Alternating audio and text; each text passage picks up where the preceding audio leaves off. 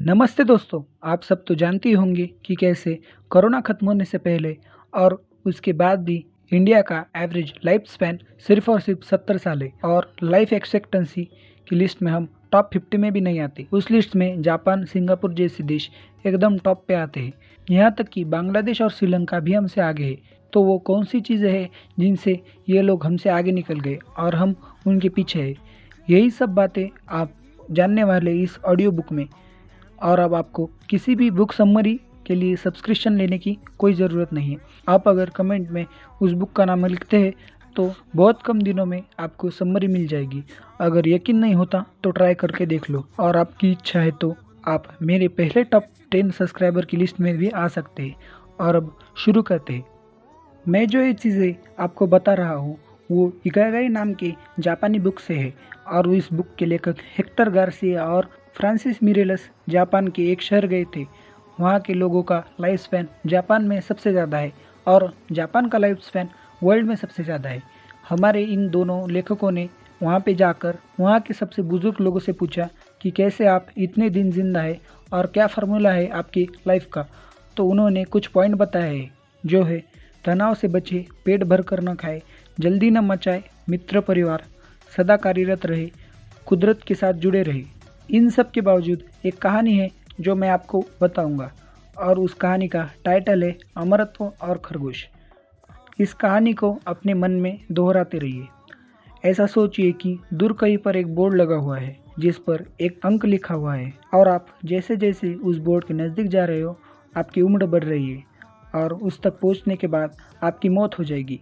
और अब इस प्रकार से सोचिए कि एक खरगोश ने उस बोर्ड को पकड़ रखा है और आप दोनों भविष्य की दिशा में आगे बढ़ रहे हैं। आप जब 1 साल आगे जा रहे हैं तो खरगोश आधा साल आगे जा रहा है। ऐसे ही आप यात्रा कर रहे हैं। इसी प्रकार आप जब वहां पहुंचेंगे तो आपकी मौत हो जाएगी। पर यदि खरगोश भी हर साल आगे चलने लगा तो क्या होगा? तो आप खरगोश तक कभी नहीं पहुंच पाओगे। जिस गति से खरगोश भविष्य में चल रहा है वह है हमारा तंत्रज्ञान। हम जितना अपने शरीर को समझेंगे उतना खरगोश को तेज भगाने में सफल होंगे। अब हम इस वीडियो में पहले बात करने वाले हैं तनाव की, जो दीर्घायु का मारक है। कुछ लोग सच में उम्र से ज़्यादा बूढ़े दिखते हैं। इसके पीछे महत्वपूर्ण वजह है तनाव। जितना इसमें शरीर का नुकसान होता है उतना बाकी किसी चीज़ का नहीं होता। American institute of stress management ने शरीर के बारे में ये बताया है कि बीमारी की सबसे बड़ी वजह है तनाव। तनाव पेशियों में टेलोमोरस इस रचना पर हमला कर देता है। इससे पेशियों की पुनर्निर्मित नहीं हो पाती और पेशियां वयस्क होने लगती है।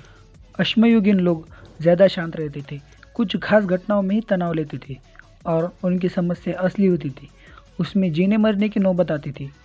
और आज के प्रगतिशील लोग सदा व्यस्त और समस्या से घिरे हुए रहते हैं। हमेशा ऑनलाइन रहकर अपने फ़ोन में आने वाले नोटिफिकेशन की राह देखते हैं। कई बार एक आध ईमेल भी उन्हें समस्या का संकेत लगता है। इससे उनके शरीर में हमेशा और कम मात्रा में कोर्टिसोल का भाव होता है। इस तरह से उनमें बीमारी को आमंत्रित करने वाली परिणाम दिखाई देते हैं। अगर हमें समय से पहले आने वाला बुढ़ापा टालना है तो दिनचर्या में बदलाव लाकर जीवन को तनाव मुक्त करने की सलाह सीखनी होगी। रॉबर्ट अल्सीबार, जो सर्टिफाइड इंस्ट्रक्टर है, उनका मानना है कि हम सब एक चक्रव्यूह में अटके हुए हैं। हम ऐसे कई सारे लोगों को जानते हैं जो फ़ोन पर बात करते वक्त या टीवी देखते वक्त नाश्ता करते हैं। अगर उनसे हम पूछे कि आपने जो खाया उसमें प्याज था या नहीं, तो वो नहीं बता पाएंगे। ऐसे हम लोग इस चक्रव्यूह में अटके हुए हैं और हमें इससे बाहर निकलना है। तो एक मार्ग है जो है ध्यान यानी मेडिटेशन। इसकी मदद से हमारी और आने वाली जानकारी छान कर अपने मन में भेज सकते हैं। अगर हम ध्यान एकाग्र कर पाते हैं तो हम अपने तनाव पर यकीनन काबू पा सकते हैं। इसके बाद हम बात करने वाले हैं खाने पर। बहुत से लोगों की आदत होती है पेट भर के खाने की, पर यह चीज़ बिल्कुल अच्छी नहीं है। जापान में एक कहावत है, हरा हचिबू। इसका मतलब है कि उतना ही खाए जिससे आपका पेट 80% भरे। वैसे तो यह जानने का कोई उपाय नहीं है कि पेट 80% भरा है या नहीं। इसलिए जब आपको लगे कि पेट भरने लगा है तभी आप खाना बंद कर दें। और खाना खाने के बाद सेब का रस, मीठी चीज़ें भले ही हमें आनंद दे रही है, लेकिन उन्हें टालने से लंबे समय तक जीने का आनंद मिल सकता है। हाल ही में एक सर्वे से पता चला है कि जापान के लोग 1800 से 1900 कैलोरीज खाना खाते हैं, जबकि विश्व में 2200 से 2300 कैलोरीज खाना खाया जाता है। उसमें भी वो लोग रोज़ 30 ग्राम सब्जियाँ ही खाते हैं और वहाँ के लोग 6 से 7 ग्राम हर रोज़ नमक खाते हैं और बाकी देशों में लगभग 10 ग्राम नमक खाया जाता है। इसलिए हम में और उनमें फ़र्क है। अभी हम देखेंगे जल्दी न मचाएं। सदा भागदौड़ और जल्दबाजी वाला जीवन लंबी आयु के लिए घातक है। एक पुरानी कहावत है कि धीमी गति से चलने पर आप दूर तक जा सकते हैं। मतलब इस भागदौड़ भरी दुनिया में अगर हम ज़्यादा जल्दबाजी ना करें तो भी हम बहुत दूर तक चल सकते हैं और आने वाले समय को नया अर्थ दे सकते हैं। मेरे ख्याल से आपको ये वाला पॉइंट समझ में आ गया होगा। अब हम मित्र परिवार की बात करेंगे। ओकिनावा के लोग अन्य लोगों की तुलना में ज़्यादा दोस्ताना बर्ताव करते हैं। यह उनकी संस्कृति का अंग है। इन समाज के कई लोगों के लिए समाज सेवा भी करना ही उनका मकसद है। काफ़ी समय पहले कठिन परिस्थितियों में जब कम अनाज किसी अकेले किसान का उगता था तो बाकी किसान अनाज इकट्ठा करके उस किसान की मदद करते थे। इसका मतलब है कि वहाँ के सभी लोग मिल बांट कर खाते थे और हम भी अगर उनके जैसा मिल बांट कर खाएं, इससे हमें लगेगा कि हमारी मदद के लिए पूरा संघ है और इस विचार से हम तनावहीन और दीर्घायु जीवन जी सकते हैं। कुदरत के साथ जुड़े रहे। जापान में लोग काम करने के साथ साथ अपने बाग बगीचे का भी ख्याल रखते हैं। उनके बगीचों में जो सब्जियां उगती है वो उनका ही सेवन करते हैं।